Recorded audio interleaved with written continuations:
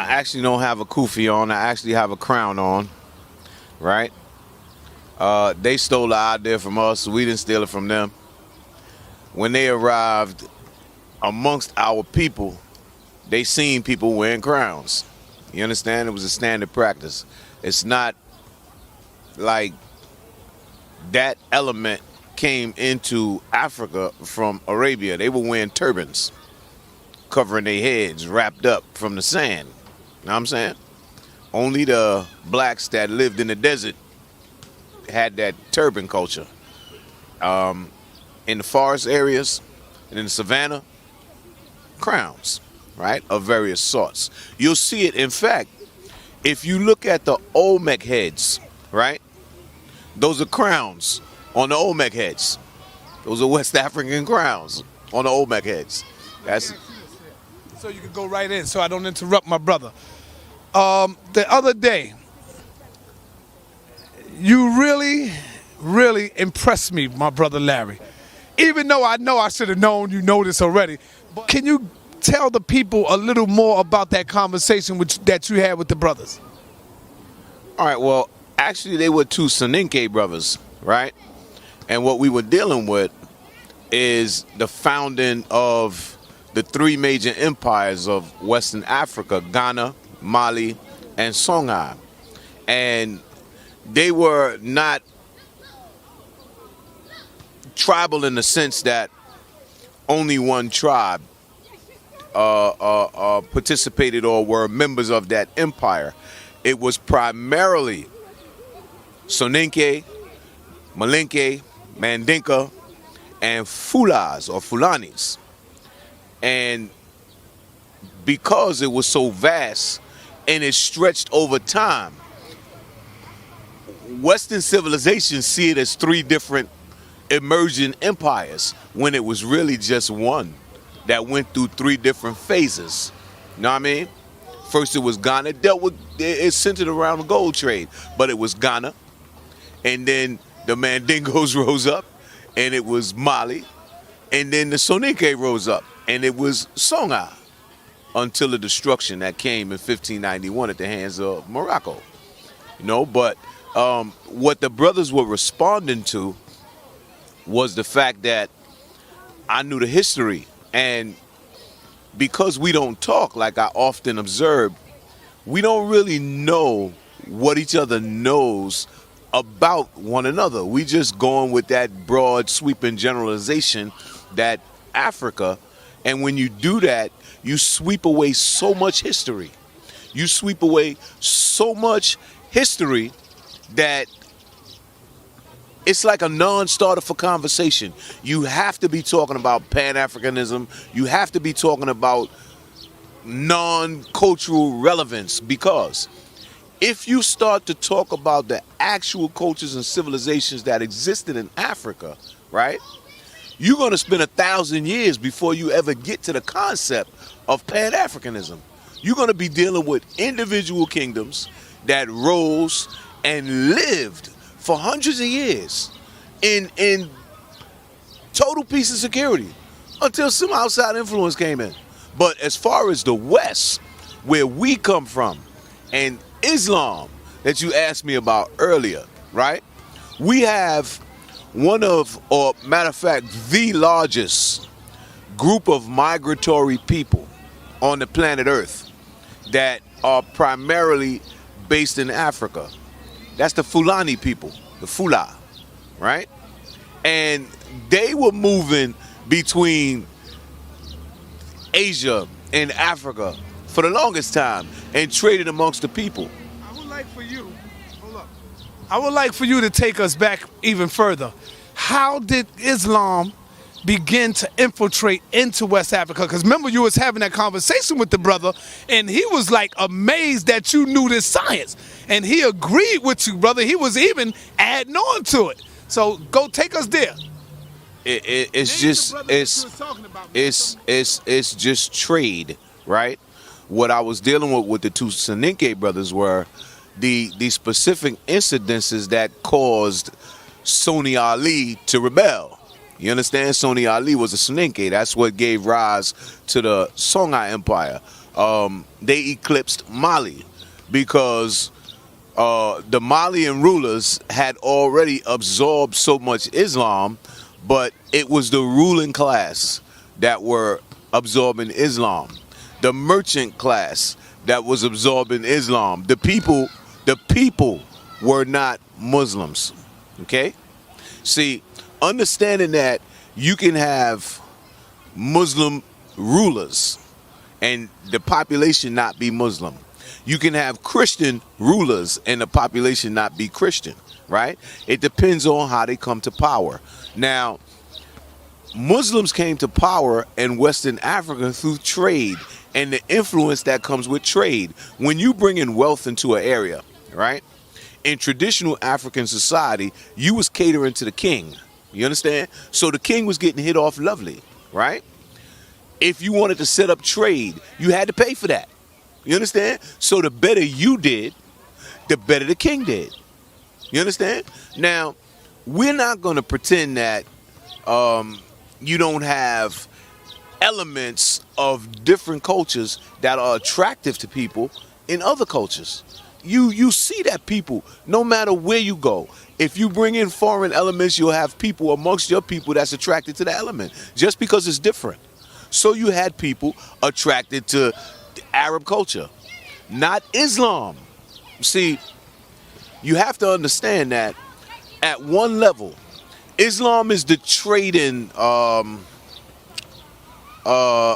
it's the trading medium, right? But culture is the exchange. Okay? So you're actually trading your culture for Arab culture when you trade your name for Arab names, when you trade your dress for Arab dress, when you trade your modus operandi, whatever, for Arab culture. You start speaking Arabic, right?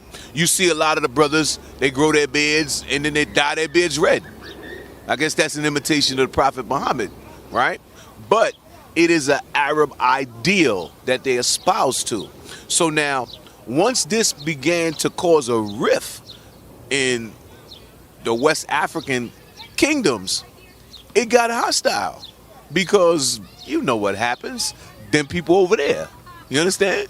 And then you start seeing yourself as better because you change your customs. Now you have Arab customs. You know, when before they pray, they wash a certain way.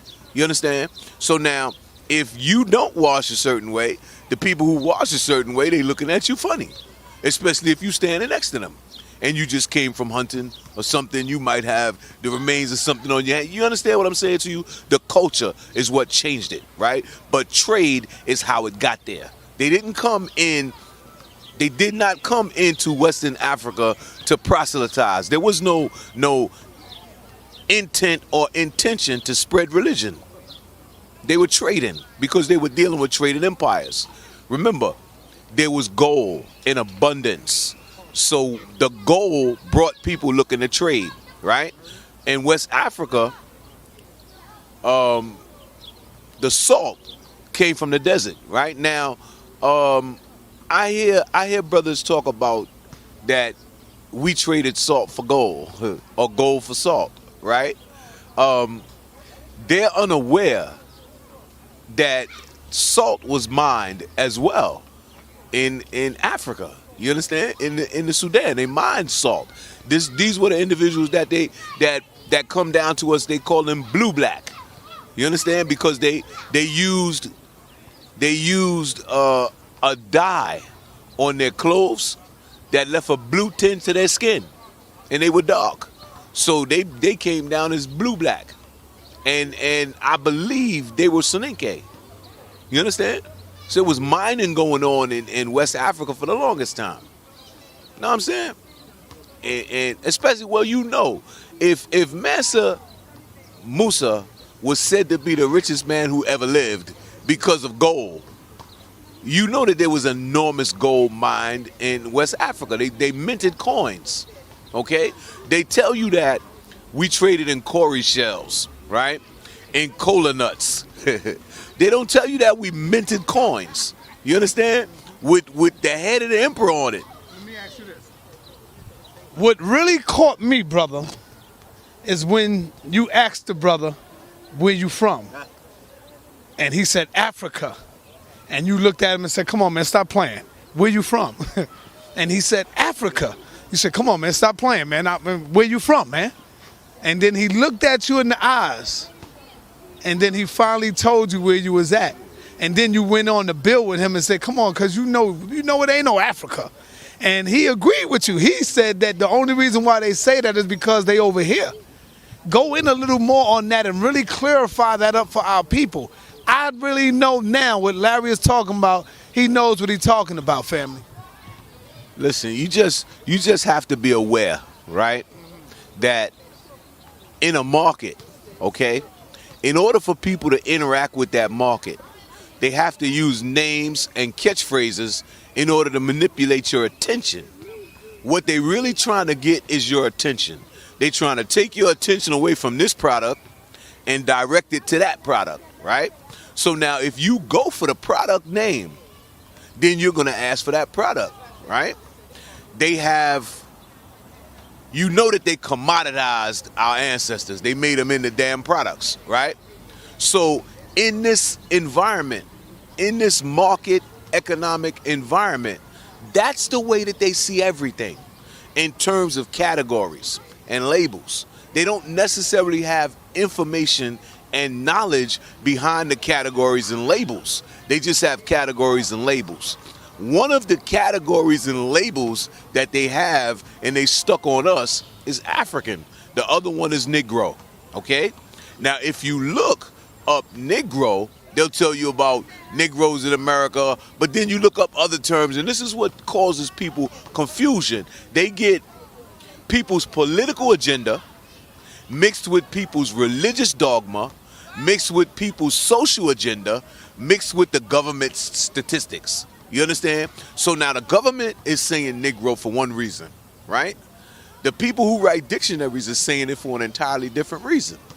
You understand? Because the people who write dictionaries, they talk about any dark-skinned group of people, especially sub-Saharan Africans. You understand? So now you get other books and they'll tell you any dark-skinned person, right? You'll get other books and they'll tell you offensive, a dark-skinned person. You understand? So remember, these books are being written by people. What the people are doing is they're hearing things and they're trying to understand based on what they hear. They do not know. You understand? It's not complicated. Negro is Spanish for black. Okay? It's pronounced with a rolling R. Negro, right? Negro. Now, the Europeans couldn't say that. They don't roll their R's. So they said negra. They still say it that way in the South. It got anglicized in the nigger, and this is where your word comes from. We don't speak or enunciate exactly like them, so we say nigga, we don't say nigger, and because we think we talking different, we think we saying something different, right? Now, understanding that these labels will remain as long as the consciousness that understands them or thinks it understands them remains. When brothers come here from different parts of the world, right? This is what we miss. They are attempting to communicate with us based on what they think we know. They think we over here, oh, we niggas. So you get brothers say, hey, what's up, my nigga? But they don't mean anything by it. Because number one, they don't know the history of it. Number two, they don't know that shit is offensive to some people. Number three, they don't know that shit is a catalyst. You understand? You can use that word to start shit, or you can use that word to stop shit. It's psychological. You can use that word to express love, or you can use that word to express hate.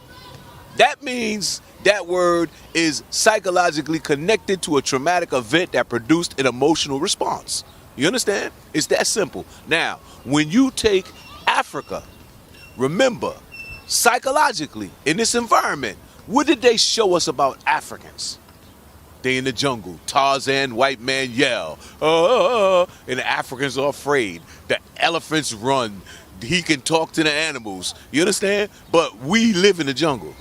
But the white man can come in there and talk to the animals. You understand? We're not smart enough to talk to the animals. We've been there all our lives with these motherfuckers, but we can't talk to them. But the white man can talk to them. This is psychological, and to understand it, this is like you stacking bricks. By itself, it's insignificant. But when you start adding to it and adding to it, you get an overall, overarching effect, right? And what it says is there's something wrong with you because you're you. When they say black on black crime, right? But you never hear them say white on white crime. When they say Africans killing Africans, you never hear them say Europeans killing Europeans. You understand? They talk about World War I, World War II. They put it in terms of military strategy and, you understand, sophistication. Us, we having tribal wars. We throwing spears at each other. You understand? We spear chuckers. Them, they're launching missiles and programming rockets to fire drones. You understand? But it's the same shit. The way that you phrase something draws pictures in your mind and makes you look at people like those primitive savages. You understand? You see the way that they portray these kids in Baltimore on the news. They got black people calling them savages, right? They can't just be frustrated. They can't just be at their wits' end on what to do, so they just lashing out indiscriminately. It can't be a traumatic response to the fucking trauma that they under. You understand? It gotta be that they savages. It gotta be that they ignorant. It gotta know. Why can't it be that these motherfuckers fail to lead them? Because children need leadership. And if they don't have leadership, they'll follow each other. And the primary job of a child is to play. You understand? Children don't have no sense of moral indignation that, oh, I just did some bad shit, because they ain't learned that yet. You have to live in order to learn that the consequences of your own actions can be negative with somebody else. You don't just come out knowing that. You understand? If I hit this old man right here, I just hit him. I'm not thinking this is someone's father, someone's grandfather. You understand? This man is an asset to the community. The life that he lived, the knowledge that he possesses, right, can help guide these children. But now, if I'm thinking, man, this old man in my way, get out my way, pop. Because that's all I know. Because that's what I saw. And if you look around, you see a lot of that. The reason you see a lot of that is because people don't lead. They don't stand up. And I ain't talking about no one person leading the whole damn world. I'm talking about individuals in the community. You a man, you know that other individuals younger than you, they see you. So they're going to look to you and take their cues from you, whether you know it or not. I know you see individuals emulate you. You dress up. You stay dressed all the time. I know you see little dudes, man, look, I'm staying sharp like Saneter. You understand? Because without even realizing it, you influence people. The problem is individuals get a kick out of influencing people in the wrong way. See, you get power from influence. Power has three forms that it manifests in this society, right? One is wealth. You got money, you got power, right? The other is status. If you got status, you got power. You could be the mayor, the president. That's status. That's not necessarily wealth, right? The other one is influence, right? If you got influence over people, you got power, because people listen to you. People will follow you. People may copy you. You understand? That's power. So now, this is why your gang members, the little dudes, follow them. They follow them because of things they did, things they heard about this guy. The guy has influence. That's your, what they call it, your street credibility. You understand? That's influence. So now, if you can get individuals to realize the effect of their influence and put it on the table and say, look, this is what we're going to do with this influence. We're going to move it in this direction, right? That's what we did in the past, Saneter. That's how we got empires. You understand? There's no mystery to this. We had some brothers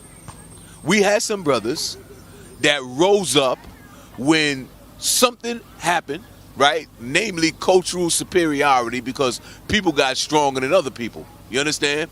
The people under Arab influence got stronger than other people. This is how you had a slave rebellion in West Africa in the 1500s. You understand? That they don't talk about. They don't talk about it because it didn't have nothing to do with white people. You understand? They had a slave rebellion in Africa in the 1500s. The leader of the slave rebellion name was Sony Ali. You understand? That's why they call him Sony Ali Burr. That's liberty. He was a freedom fighter. You understand? He freed Soninques. They was being oppressed and enslaved and made to serve in the army, the Malian army, the Mandingos. You understand? This is what these brothers was getting excited for when I started talking about that, when I mentioned Sony Ali, because they know he freed them. You understand? And we don't deal with that because we act like, the thing that irks me the most. You know me, I say slavery is slavery is slavery. You don't tell me no bullshit about white slavery, black slavery, slavery. Somebody hit you in your head and drag you away and make you do some shit you don't want to do. That shit is foul, no matter who do it to you, right? So now, the thing that irks me the most is when people say, oh, yeah, well, slavery, we had slavery in Africa, but it wasn't that bad. It wasn't the same kind of slavery they had over here. You could get married, and you could be this, and you could be that. Your ass was still a slave. You understand? You were still being made to work for someone else, for the benefit of someone else's kingdom, right? And not your own. So, no. You see the effects of it. If you want to really understand the effects of it, you look at what's happening in South Africa right now, because this is not new to South Africa. What's going on in South Africa right now is actually Zulu culture. You understand? Because the Zulus under Shaka Zulu was doing the same shit. Shaka Zulu was attacking other African tribes, defeating them, and making them into a confederacy. That's where you get your Zulu nation from. The Zulus are not a tribe in the sense like Yorubas or Igbos are a tribe. The Zulu was a nation. They were made under Shaka Zulu. You understand? And they wasn't fighting no white people, so stop that foolishness. Under his grandnephew, Katweyo was taking it to the white man. Shaka was not taking it to the white man. Shaka was taking it to other native tribes on the continent of Africa in order to consolidate the Zulu Empire. That's facts. Know what I mean? And when I talk to brothers about that, like Brother Sean Gay is a Zulu, right? I talked to him about that. They acknowledge that. You understand? I asked Sean Gay about the unrest in South Africa now. Nobody said. He said somebody up to something. Sean Gay said, he ain't just accepting that his people acting like that. He said, no, the white man is up to something. He got some of them Negroes over there. He got them pumped up and instigated thinking they're going to get something. But what I want to point out about that, because I went to a Zulu to ask him about that. You understand? He said that. And it made me think because they were interviewing a guy who said he's killing foreigners. And it was a white woman who was interviewing him. And the white woman said, well, I'm a foreigner in your country. I'm working. Are you going to attack me? And he said, no, you don't do bad things. Right? So now, here you have a Zulu, and he's saying on camera, and he ain't being ashamed of it, that he's killing foreigners. He's going to put a tie around their neck and burn them for coming in his country and working. But they ain't doing it to white people. So you have to really take a look at the agenda behind the action, because it's not always as simple as dumb black people being dumb. You understand? Sometimes you have smart people controlling the dumb people like pawns. I got Hebrew. I build with some Hebrews on Facebook. I got Hebrew students, right? I got Muslim students. I got Hebrew students, Muslim students, Christian students. I got Nation of Gods and Earth students. I have. How hard is it to teach a Hebrew? Well, here's what you have to do, right? First of all, let me ask you on the mic. You have to establish the parameters of the conversation, right? First of all, this is not a dialogue about the Bible, right? The Bible may come into the conversation, but it is not a dialogue about the Bible, and I'll tell you why. When I look around this park, right, I don't see nobody with Bibles, right? I see the people. Now, if something happens, right, the people are going to react to what happens. If you come amongst the people and you have a Bible in your hand and you're speaking, their attention will be drawn to that book. They may listen to you, they may not, right? If you come and you have a Quran in your hand, the people may listen to you and they may not, right? But if you say that you are talking from this book and that the words you are saying is the truth just because it comes from this book, right? Now, when you juxtapose that truth, that reality that you get it from that book and you place it here, you got two different things, okay? You got two different things. The two different things you got is you have a set of parameters that you try to imagine, right? That's coming from the book. And then you got the reality that you ain't got to imagine. If you close your eyes, it's still going to be right there. If you don't interact with it, it's still going to interact with you because you in it, you live in it. You understand? One is alive and one is living. One is an idea and it's in a book, right? Now, when you take ideas from a book and then you want to breathe life into them and make them walk around, you put on bed sheets, tie stuff around your head, put emblems on you, and say that you a member of this cast from the book. You understand? But now, when you'll notice, you look totally different from everybody else because you have a costume on. You have something on that you imagine based on what you've read in a book. And the only reason you imagine it looks the way you look is based on what you've been exposed to by the white media, as far as knights and shit. And you know what I'm saying? They try to dress like crusading knights. Try to help us and the people that's watching this. How did this all begin to affect us? The mythology, the believing in the Hebrew, I'm a Muslim, I'm a Moor, I'm all this.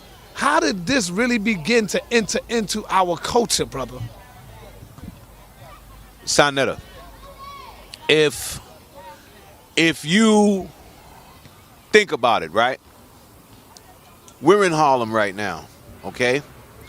I'm 57. Growing up, we had black children, Puerto Ricans, Dominicans, all around us, right?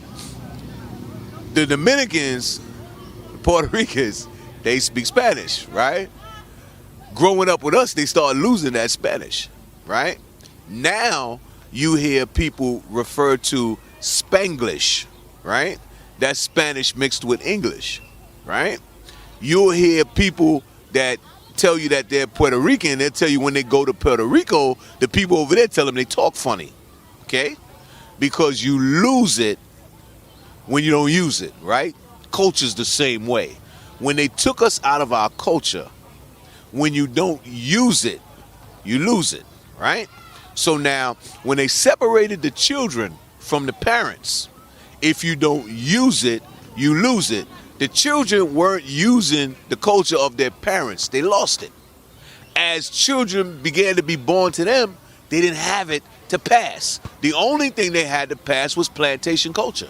This is why plantation culture is prevalent in our societies, right? No matter where you look, you hear plantation language. Nigger, heifer, bitch. You understand? You hear language from that plantation, okay? So now, if you just understand that this is why you had brothers like Malcolm saying, it robbed us of our name, robbed us of our culture, robbed us of our identity, right? Think about it. If you remove children from their parents, if you take black children and you raise them with Spanish parents, they're going to speak Spanish, okay? They're going to have a Spanish culture. They're not going to like collard greens. They're going to like rice and beans, right? I'm just saying, right? But this shit is real. You understand? And I'll give you an example. I'll give you an example that kind of fucks with me a little bit, right? Adam Clayton Powell, Jr., who this boulevard is named after, we sitting on, right? his grandson. No, that's Adam Clayton Powell. Oh, This oh yeah, Malcolm that's X. Malcolm X. But his grandson, right, is Puerto Rican. Okay, I'm talking about with a thick accent. But Adam Clayton Powell wasn't Puerto Rican. But through intermarriage and culture, they changed. You understand? You go from almost white to Puerto Rican white, right? And it could have went the other way, because had they married darker and darker, then their offspring would look like you and me. You understand? Let me ask you this right here. Talk to me about the whole atheist thing. My brother Unc, shout out to the Arm and Rod Squad. My brother Unc take pride in letting the world know he's the black atheist. So when I brought up to him that, you know, why are you proud to take on a Greek culture or custom? He goes in and says that, you know, he gives his story of what is a black atheist. I'm going to ask you, my brother, what is? Or let me ask you this. Is there a such thing as a black atheist? Shout out to Unc. Let me do this, right? Right? Here's the thing. You know how in a culture dominated by one group, right? You psychologically acquiesce or bow down to the dominant culture, right? Even militant individuals, they psychologically bow down to the dominant culture. And I'll show you how Unc is doing that, right? See, what Unc is doing is Unc is using the idea of atheism, right? Which he knows is a Euro abstract, right? And he's saying that he's the black version of that. You follow what I'm saying? So by using atheism as his yardstick or as his measure, and then placing himself as the black version of it, he's still saying he's just a black copy of some white shit. You understand? Now, you will observe he's going to attack that, but I'm going to show you how it's true, right? Notice that when somebody does something really well, right? They say, oh, he's the black so-and-so. Oh, he's the black so-and-so. And they talking about a white man. You know what I'm saying? Oh, he's the black so-and-so. Now, you have to be exceptional for them to turn that shit around. Like, oh, he's the white Michael Jackson. You understand? Oh, he's the white Luther Vandross. You don't hear that. You understand what I'm saying to you, Saneter? Look at the psychology employed and in play in this market culture that we're in. Because what the psychology does is it places you lower than the dominant culture. Now, arguably, the dominant culture is white supremacy. You understand? So now when you, as a black atheist, right, say that you are a black atheist, you are saying that you're atheist, but you're a black one. You at once acknowledge that atheists are white. You see how that works? Mm-hmm, that's right. You at once acknowledge that atheists are white. You saying, yeah, they're white, but I'm a black atheist. No, see, this is reactionary philosophy on the part of my brother Unc, right? And I never really attack people about their beliefs, right? But I do point things out, and especially when I'm asked about it, you know, and you ask me about it. So when you think about it, when you really think about it, right? What Unc is doing is Unc is reacting to white supremacy just like everybody else. You know what I'm saying? We have a series of reactions to external stimuli that cause us to do shit, right? That's why they call us reactionary, because we react to their shit. We have yet to devise a strategy. Look at the kids in Baltimore. Prime example. When you're not reacting, you strategizing, right? So you see kids reacting and you hear everybody there in shock. I can't believe they acting like that. I can't believe it, right? Violence doesn't solve anything. Don't be violent. Go home, right? Now, imagine we're in the United States of America, arguably the most violent country on the face of the damn earth, right? They drop bombs on motherfuckers like they pee in water. You understand? They bombed Iraq for 40 days and 40 nights. Bombed Libya, bombed fucking Somalia, bombed Vietnam, bombed Japan. They bombed the shit. They bombed Tulsa, Oklahoma. You understand? They will bomb your ass. But they want you to be nonviolent. Why do they want you to be nonviolent? You kind of bad for business. Look, Negroes, get back in line. Just spend your money. You know what I'm saying? Shop.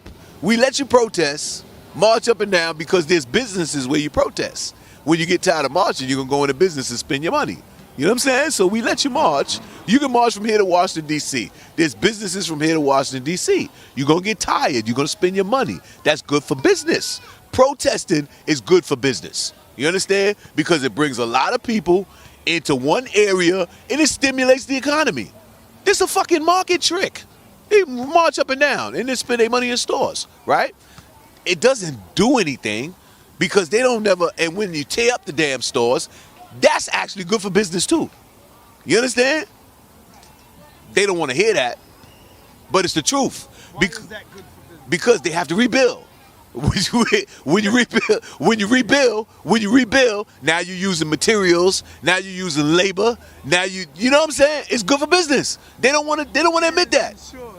Yeah, I'm telling you, it's good for business, right? But if you know that these people play mind games and tricks, you don't fall for their mind games and tricks, right? If you know, wait a minute, hold up. You know what? During the 70s, they deliberately let people sell drugs all up and down this damn avenue, right? So that this shit could get crazy. And then they came in and took everybody's ass to jail. You understand? They made money off the shit getting crazy. They make money off renovating the property. They make money off your ass in jail. They make money because that's all they do. And there's a market. They make money. They think of a way to make, wait a minute, hold up, wait. Don't crack down on it yet. Let's see if we can make some money off of it first. I used to watch van loads of police sit on the side and watch people sell drugs all day. I used to watch this with my own eyes. Truckloads of police. They just used to sit there and watch.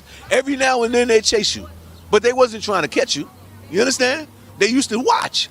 So now, if you think about it, when you look at the area where this occurred, right now, it's all renovated, brand new buildings, brand new stores, higher rents, higher leases, and fewer black people. So you have to say, wait a minute. The city's set out like a grid. They planned it. It's called urban planning.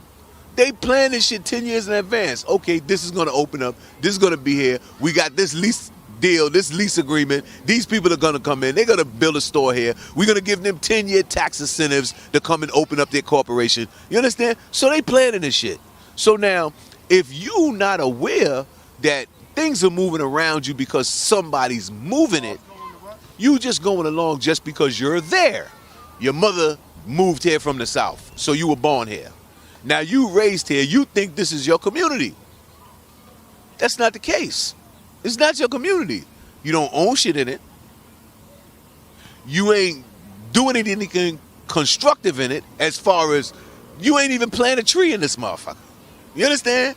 You don't take the grass. If you look at the grass, it's paper in the grass. You don't pick the paper out the grass, right? So it's not really your community. It's a place where you're renting an apartment, or you may own a business, or you may, you know what I'm saying? But this shit is a business. We looking at it like it's a community, but it's a business, okay?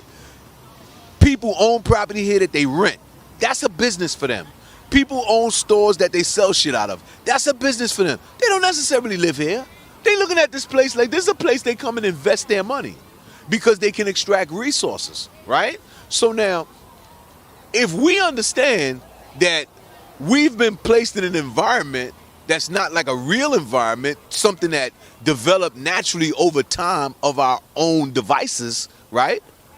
But is, hey Africa, but is an environment but is an environment like, say for instance, a Disney World, right?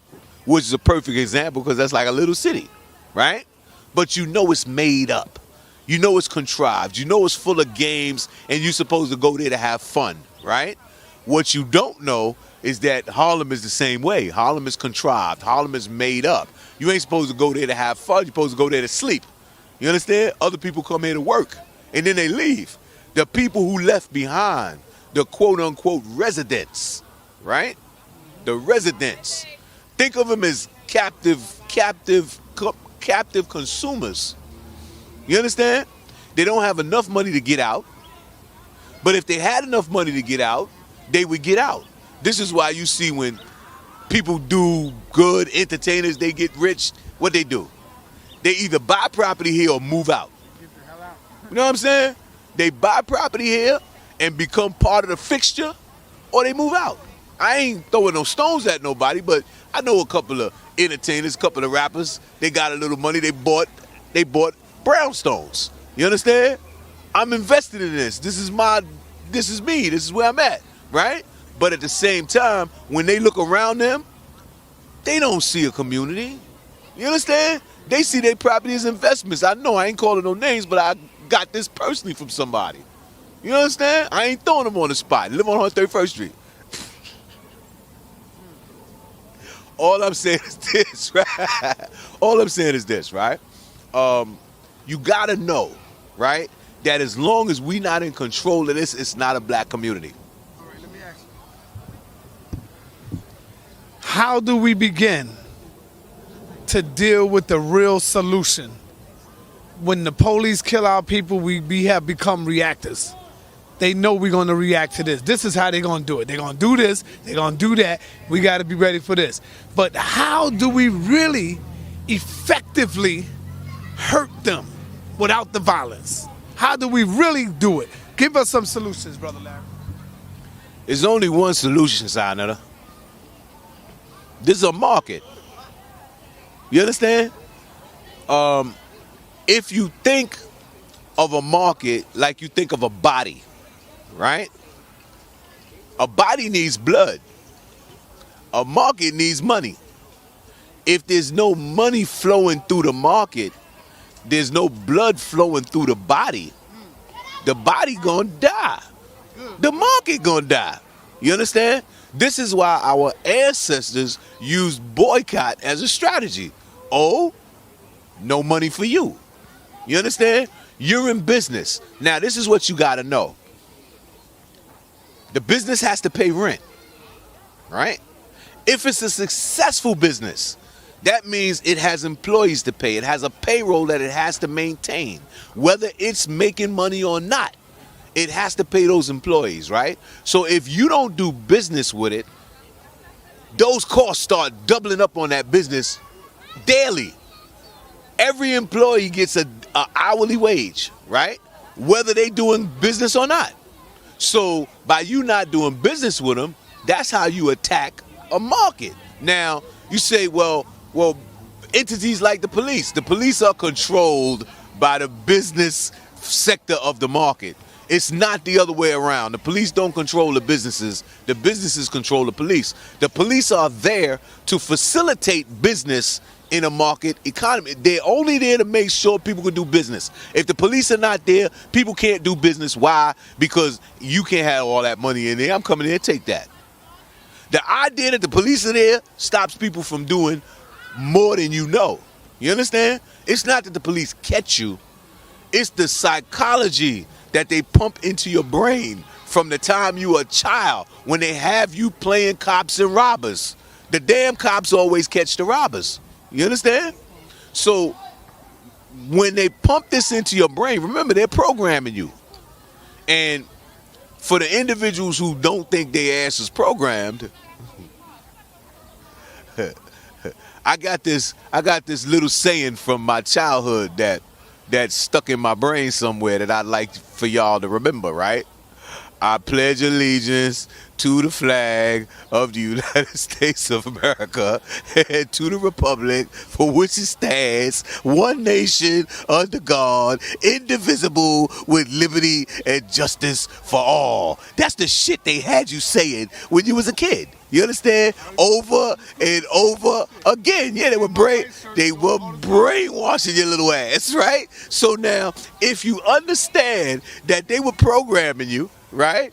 Then you have to understand that at some point in time, the program turns on and your ass start executing the program. Now, when you look at the way that, I don't know, black people react to black people, they react from a program. When that shit gets switched on, that's the execution of the program. You understand? Now, the program has a button. On the button, it don't say on and off. Buttons say nigger and black.